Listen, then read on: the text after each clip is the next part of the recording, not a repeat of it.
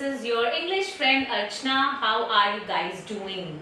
I'm actually genuinely always curious to know that, and some of you actually do tell me, so I'm happy that way. तो आज की video जो है वो बहुत ही ज़्यादा इम्पोर्टेंट होने वाली है। मैं हर वीडियो के बारे में ऐसे नहीं बोलती हूँ, अगर आपने ध्यान दिया हो। ये टॉपिक ऐसा है कि अगर ये आ गया तो हम ये समझ सकते हैं कि हाँ, अब हम वो बिगिनर और फाउंडेशन वाले लेवल से उठ के थोड़ा सा एलिमेंट्री में आ चुके हैं। इस बारे में मैं आपसे पहले बात कर चुकी हूँ कि इंग्लिश के मोटे मोटे तौर पर कितने लेवल्स होते हैं। बिल्कुल beginner, foundation, elementary, intermediate, upper intermediate, advanced, upper advanced and native. तो आप समझ पा रहे होंगे इस पर्टिकुलर ब्रैकेट को। नेटिव का मतलब बिल्कुल आप उन तक लोगों की तरह इंग्लिश बोल सकते हैं जो खुद उस देश में पले बड़े हैं, राइट। तो वो तो अभी दिल्ली दूर है हमारे लिए, बट कोई बात नहीं, साथ में सफर करेंगे। बट अभी फिलहाल के लिए जो मैं आपको टॉपिक बताने वाली हूँ वो हमें एलिमेंट्री की टिकट दिला देगा। तो अब धीरे धीरे इस टॉपिक को इंटरेस्टिंग तरीके से समझने की कोशिश करते हैं। मैं बहुत आराम से, बहुत धीरे धीरे ही बोलूंगी ताकि आप लोग फॉलो कर पाएं, और अगर हो सके तो ग्रैब अ नोटबुक क्विकली। आज हम बात करने वाले हैं एक्टिव पैसिव वॉइस की। इस टॉपिक को समझने में अक्सर लोगों को मुश्किल क्यों होती है? इनफैक्ट किसी भी चीज को एकेडमिक तौर पर समझने में मुश्किल क्यों होती है लोगों को? क्योंकि वो वर्ड के ऊपर जरा भी रिसर्च नहीं करते कि इसका नाम ये क्यों है। जब मैं स्टूडेंट थी, and I had been a really good student, and I am not boasting, but मैं आपको इसका रीजन बताती हूँ। मैं हर चीज के वाई को जरूर क्वेश्चन करती थी कि ये क्यों है, ये ऐसा क्यों है, ये ऐसा क्यों नहीं है, और अगर इसका नाम ये रखा गया है तो इसके पीछे की हिस्ट्री क्या है, इसकी एटिमोलॉजी ऐसी क्यों है। इस तरीके से इस टॉपिक को समझते हैं। जब हम वॉइस टॉपिक पढ़ते हैं, वॉइस ग्रामर में एक टॉपिक है, ओके। और दो तरीके की वॉइसेस हमें सीखनी होती हैं, active voice and passive voice. ये वाला टॉपिक यूपीएससी एस्पिरेंट्स के लिए, गेट एग्जामिनर्स के लिए, कोई भी ऐसा इंसान जो किसी भी कॉम्पिटिटिव एग्जाम में पार्टिसिपेट कर रहा है, और सीबीएसई के स्टूडेंट के लिए from 7th grade up to 12th grade I will see, किसी ना किसी तरीके से ये स्ट्रक्चर जो है वो आ ही जाता है। तो बहुत इंपॉर्टेंट है। तो वॉइस का मतलब होता है कि किस तरीके से, क्या जो है डोमिनेंट पार्ट है सेंटेंस का। दो तरीके की वॉइसेस होती हैं, active voice and passive voice. अब एक्टिव का नॉर्मल तौर पर आप क्या मतलब समझते हैं? बहुत एक्टिव, एनर्जेटिक। एक्टिव का मतलब कौन कर रहा है, इंग्लिश में ऐसे कि कर्ता, द डूअर, और एज वी से इन grammar the subject becomes very very important. Who is the subject? Archana teaches English. It's very very clear that who teaches English? Archana. Archana teaches English. So this is an active sentence because the doer is the hero of the sentence, as I say. अब जब हम बात करते हैं passive की, तो इसको as a vocabulary भी समझिए। जब हम बोलते हैं कि he was only a passive recipient in the meeting, passive recipient मतलब कि बिल्कुल मूक हैं आप, बिल्कुल साइलेंट हैं, जो मिल रहा है वो आप रिसीव करे जा रहे हैं, आपका अपनी तरफ से कोई भी एफर्ट नहीं है। तो जब भी मैं ऑफलाइन क्लासेस लेती थी, in fact in online sessions also, I always make sure that none of my student is passive. मैं बच्चों को बोलती हूँ कि पैसिव मत बनकर बैठो कि हाँ जी सत्संग हो रहा है, चुन्नी ओढ़ ली और बैठे हैं, मैम ज्ञान के मोती बरसा रही हैं। I am not sharing any pearls of wisdom. You have to be active in my class, you don't have to be passive. So passive का मतलब कि आपकी एक बहुत ही इनएक्टिव सी अप्रोच है। तो इस तरीके से इनके हमने शाब्दिक मतलब को समझा। अब समझते हैं इसका ग्रामर में क्या एंगल है। अगर यही वाला सेंटेंस अर्चना टीचेस इंग्लिश को मैं पैसिव में कन्वर्ट करना चाहूँ तो ये बन जाएगा English is taught by Archana. ध्यान से समझिए, Archana teaches English, English is the object. क्या पढ़ा रही है? इंग्लिश। अब ये बन जाएगा हीरो ऑफ द सेंटेंस, क्योंकि ऑब्जेक्ट जो है वो पैसिव में इंपॉर्टेंट हो जाता है।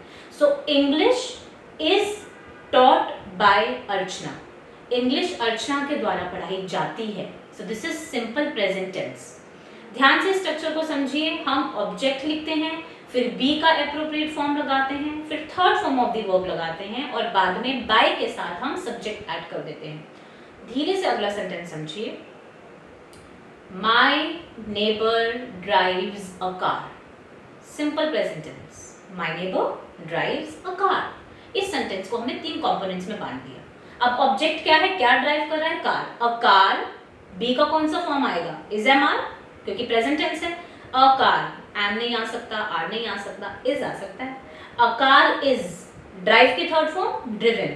A car is driven by my neighbour. I don't know how to drive a car. Anyway, a car is driven by my neighbour.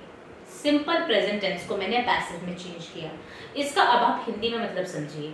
मेरा पड़ोसी कार चलाता है, प्रेजेंट टेंस नियमित तौर पर। अब मैंने जब इसका पैसिव बनाया, मेरे पड़ोसी द्वारा कार चलाई जाती है, कार। ओके, तो इसमें जो है कार चलाई जाती है वो इंपॉर्टेंट हो गया। ओके, अब I hope you are able to understand. इसके एक दो एग्जांपल्स और देखते हैं। Okay, my maid cooks delicious food. My maid subject एक क्लॉज में, कुक्स वर्ब है अलग, डिलीशियस फूड, डिलीशियस फूड पूरा ही ऑब्जेक्ट है क्योंकि फूड को डिस्क्राइब करें तो उसको साथ लेके चलेंगे। वर्ब के बाद जो भी है वो पूरा का पूरा ऑब्जेक्ट है। ओके, अब इसको पैसिव में कैसे करेंगे?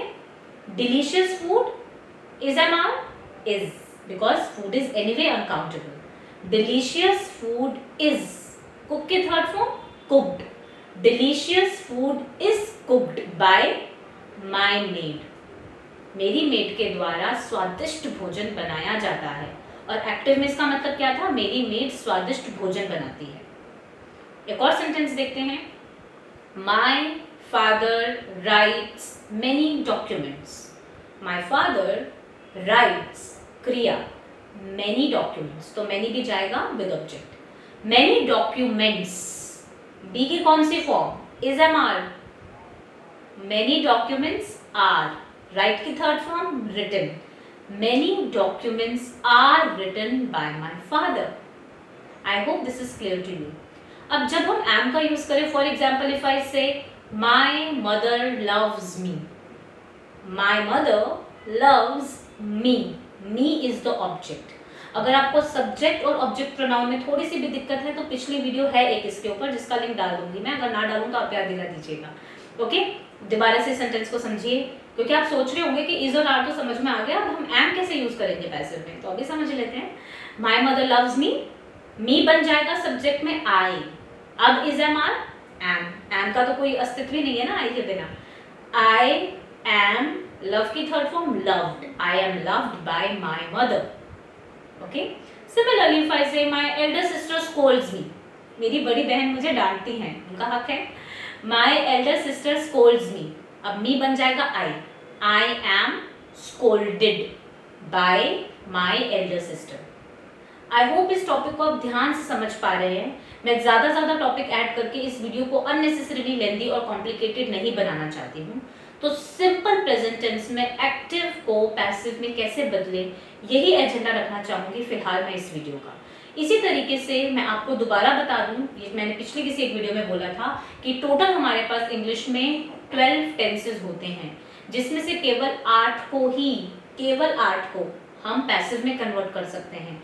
इसके पीछे का लॉजिक समझने के लिए आपको हिंदी टू इंग्लिश और इंग्लिश टू हिंदी के बीच में थोड़ा सा घूमना पड़ेगा, साथ में घूमेंगे, कोई दिक्कत की बात नहीं है। फिलहाल के लिए सिर्फ इतना समझिए। अब मैं आपको कुछ sentences as an example towards the end of the video दे रही हूँ, ताकि आप उन्हें ध्यान से समझ पाएं और अपने आप से सिंपल प्रेजेंट टेंस के लिखिए 5 सेंटेंसेस और उनको चेंज कर दीजिए पैसिव में। क्वेश्चन में भी चेंज होते हैं, ये नेगेटिव में भी होते हैं। नेगेटिव वाले भले मैं आपको अभी बता दूंगी अगले 1 मिनट में, मगर क्वेश्चन के लिए अलग वीडियो लगेगा, बिकॉज वो थोड़ा सा अलग तरीके का है, मुश्किल नहीं है, अलग है। ओके, इफ आई से something like that I don't love her, I don't love her could refer to anyone, okay? I don't love her. Her will change into she. She is not loved by me. और I don't like it. कोई भी चीज हो, I don't like it. तो it is not liked by me. और my father does not drive a car. Simple present tense negative. मेरे पापा car नहीं चलाते हैं। My father does not drive a car. A car is not driven by my father. A car is not driven. तो not की position कहाँ है? B की फॉर्म और third form of the verb के बीच में, right? A car is not driven by my father. इसी तरीके से delicious food is not prepared by my maid. I am not loved by her.